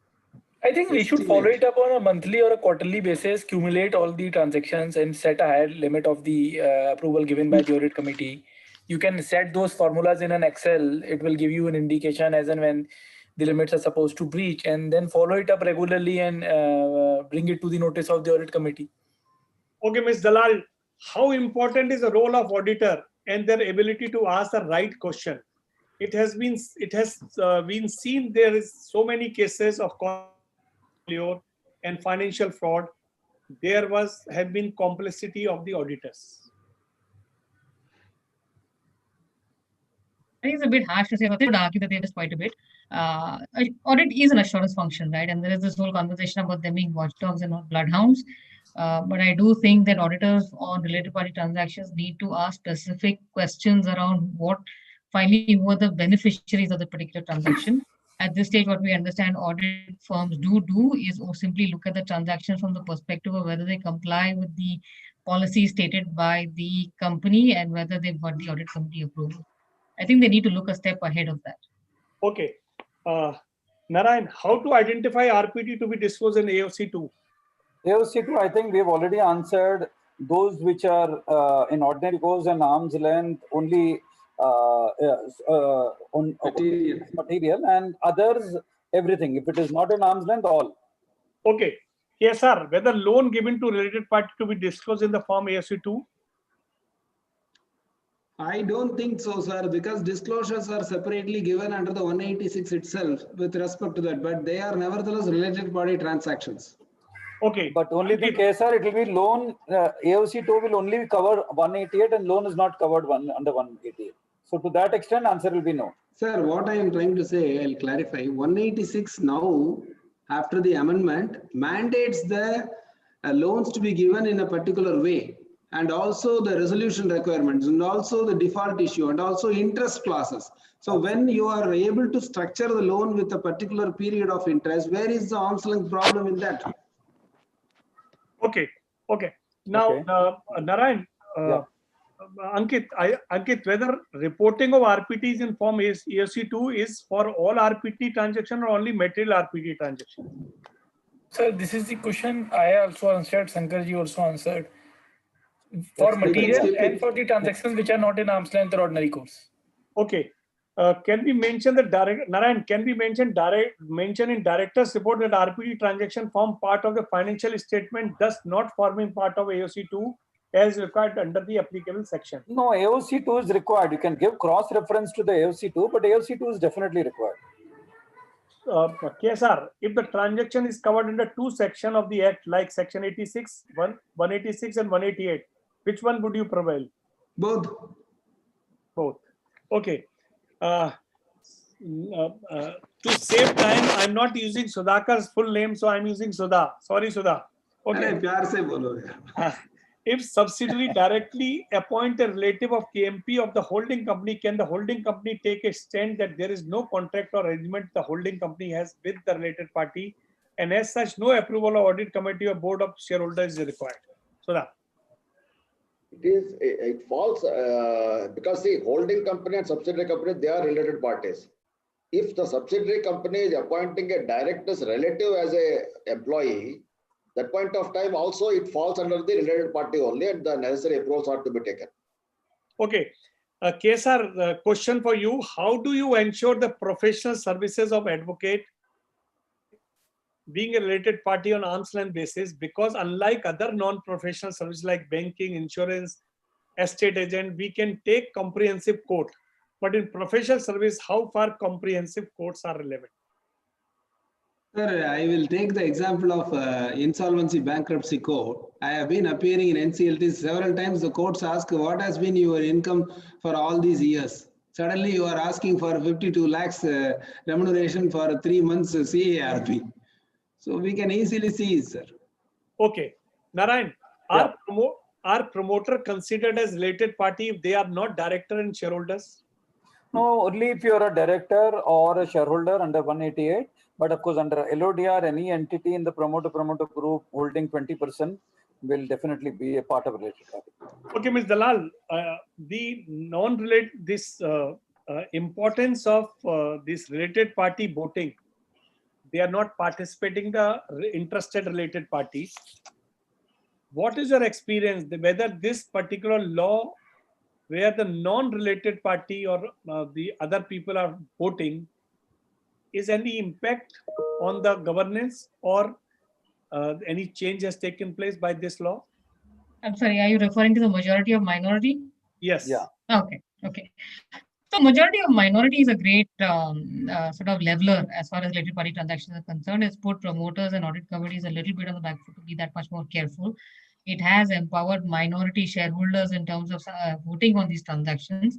And it is also a practice that you see in other markets. So it's not unusual for India to say that related party transactions will be voted upon by majority of minority shareholders. You should also see what is the need for the exigency of the company. We have had examples of related party transactions rejected by minority where it was most importantly required for the substratum of the company to continue.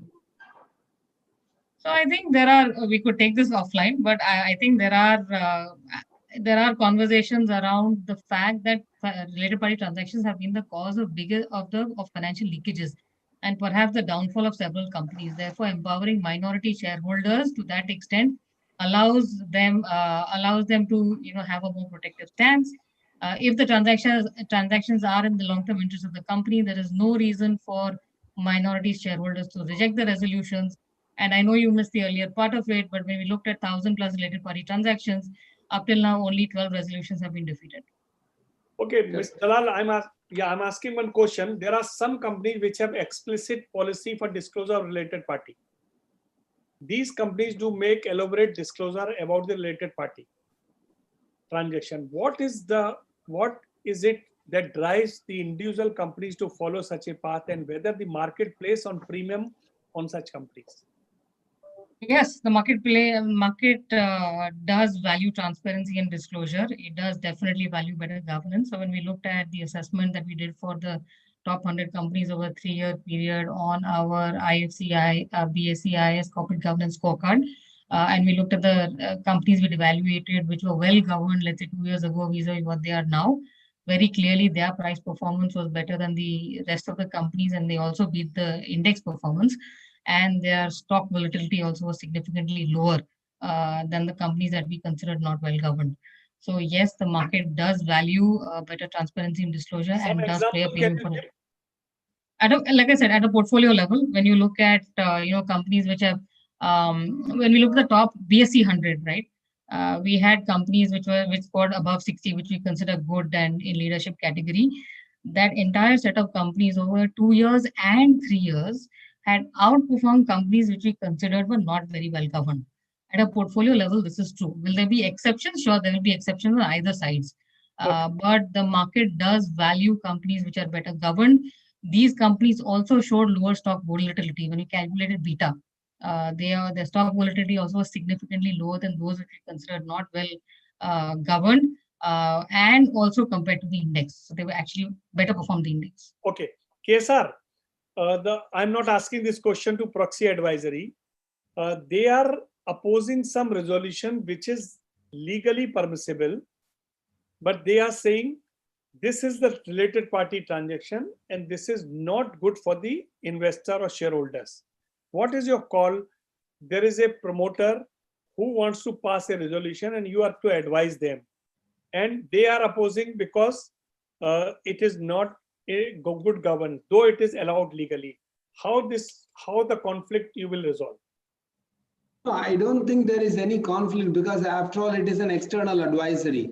It is for the floor to test whether it is going to be passed or not, depends on what explanation that has been furnished about the need for the particular transaction. Therefore, if there is a conviction, if it is carried, I don't think this proxy advisory, because of that, there is going to be something. Of course, we need to think about the stewardship code.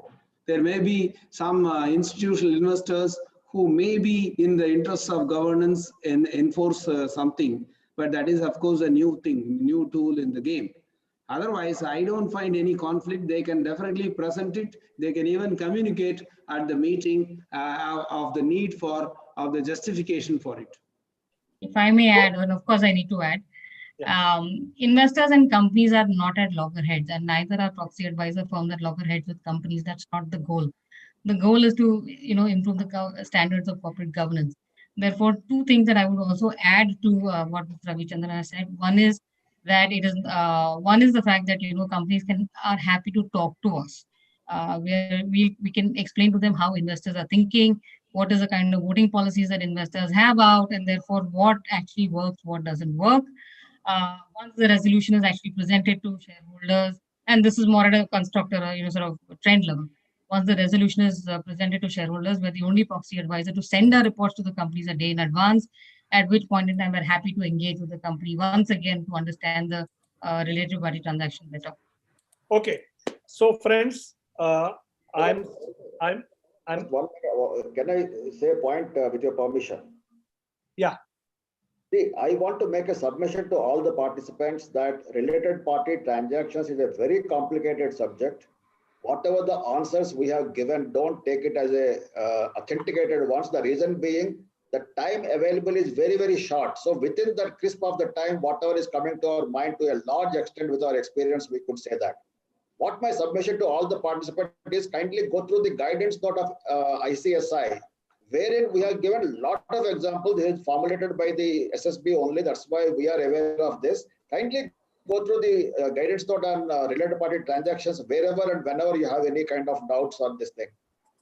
Because the reason being, you cannot just say yes or no, hi or nah, like that it is. That is what my submission to the participants. Thank you. Yeah. So now I have tried to give all the answers which people have asked. We have received 90 questions. And I think 80 question, 10 is just general comment. So we have tried to give all answer, and 40 question I have received. So in a way, some questions are duplicate. We have removed this. We have given all the answers. you all should be happy that I have just done some brushing because time was short and we have to give reply, and this was a Q&A session. My last question to all, I will start with Ms. Dalal, which I have asked. What are the lacuna on the RPT and all other professional? I will ask you, what are the confusion and where the place? So we will compile all the issues and send it to SEBI, send it to the ministry for suggesting something, some changes. So Ms. Dalal, 1 minute to each. We will, then we have to close it. Sure. The biggest areas of leakages we find is just the definition of related party and the kind of gaps that the definition actually has. So maybe a little bit of strengthening there, and the fact that there is leakages through subsidiary companies, which is something that we see obviously. I would actually argue that the working group that SEBI had put in place to look at these entire related party transactions had addressed a lot of these issues. So perhaps SEBI now needs to look at that working paper a little bit more closely and bring in some of it into implementation. That's my Okay. one. KSR. I can say that, the missed ones or the blessed ones I was saying the last time, because if you see the definition of related party or relative in different statutes like Companies Act, IBC, income tax, a lot of differences are there, a lot of things are left out. But I feel that it is fine that let the legislature take its own course, number one. Number two is too much of requirements of compliances and disclosures. Number three is the interested director. If you take 184, there is a problem in 184 defining interested director confined to specified parties in relation to contracts and arrangements. Number four is if you take the transactions on a consideration other than cash, like 192, there is no materiality, there is no mention of any size. Then you need a fair valuation of shares as well as value of the property. So there are these type of areas under the Companies Act where definitely improvements can be brought, EODB can be improved. Okay, Ankit. I think a more uniform regime for listed and unlisted companies in terms of compliance under both the laws, because there are still gaps and lacunas. And I think 188 needs to be brushed off because still there are a lot of areas where it is left out of 188. That also needs to be looked into. Okay, Narayan. Pavan, if you really ask me, the earlier regime that I'm talking about, 1956 regime where you had 295, 297 and related party other than, that was a much better regime. And in 188, if you could just get what is it which is being frowned upon, promoters not taking advantage unduly to the at the cost of minority. So where promoters are directly interested, their relatives are interested either directly or indirect, have a stricter regime. But if it is at the holding company level, there is no promoter involvement at all, have a much more relaxed regime. Otherwise, what we are saying, we are putting all related party under one single bucket and asking people to go. Okay, Sudha. Yeah, I agree with Ankit. Actually, see the disparity between the listing regulations and the Companies Act provisions is to be reduced. And similarly, the major thing what I want to say is the exemption what is available, that is in the ordinary course of business and arm's length. Why can't it be extended to the listed companies also?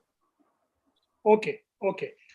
So thank you very much for giving all the answers, and thanks KSR, despite of busy in the board meeting, you have come and done. And thanks Ms. Dalal, you have given a different prospects, which we all professional are working in forms and filing and other things and dispute with the promoters interests and the stakeholders, and you have given this. So KSR, thank you very much. Thank you, Ankit. Thank you, Narayan. Thank you, Sudhakar.